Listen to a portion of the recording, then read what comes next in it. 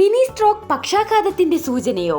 വിശദീകരിക്കാം. Ethnic health code. പക്ഷാഘാതത്തിന് മുന്നോടിയായി ശരീരം നൽകുന്ന മുന്നറിയിപ്പാണ് മിനി സ്ട്രോക്ക്. തലച്ചോറിലേക്കുള്ള രക്തയോട്ടം താൽക്കാലികമായി നിലയ്ക്കുകയും അല്പസമയത്തിനുള്ളിൽ പൂർവ്വസ്ഥിതിയിലേക്ക് മാറുകയും ചെയ്യും.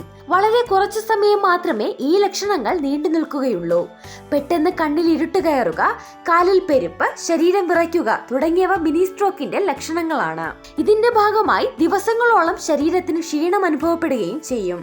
രക്തയോട്ടത്തിൽ നേരിട്ട തടസ്സം പരിഹരിച്ച് വീണ്ടും പഴയ പോലെ പ്രവർത്തനം നടത്താനായി തലച്ചോറിന് അധിക ഊർജം ആവശ്യമായി വരുന്നതിനാലാണ് ഈ ക്ഷീണം അനുഭവപ്പെടുന്നത്.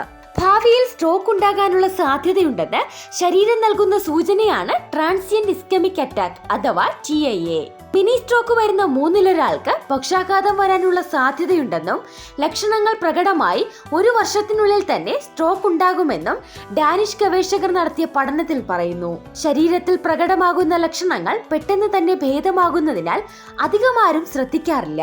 പലരും ഇത് മൈഗ്രെയിൻ, രക്തസമ്മർദ്ദം തുടങ്ങിയവയുടെ ലക്ഷണങ്ങളാണെന്ന് കരുതി അവഗണിക്കുകയാണ് പതിവ്. എന്നാൽ ഇവ കണ്ടു തുടങ്ങിയാൽ ഉടൻ തന്നെ വൈദ്യസഹായം തേടുന്നത് രോഗാവസ്ഥ കൂടുതൽ വഷളാകാതിരിക്കാൻ സഹായിക്കും.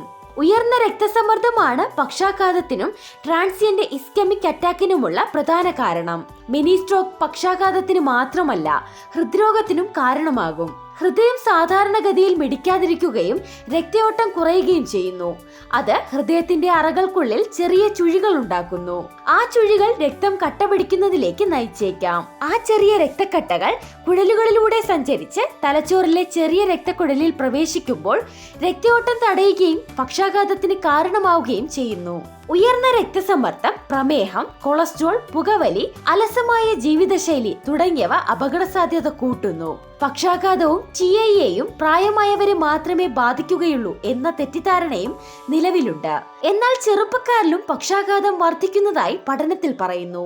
ഈ വിലപ്പെട്ട അറിവ് പൊതുസമൂഹത്തിനായി ഷെയർ ചെയ്യൂ.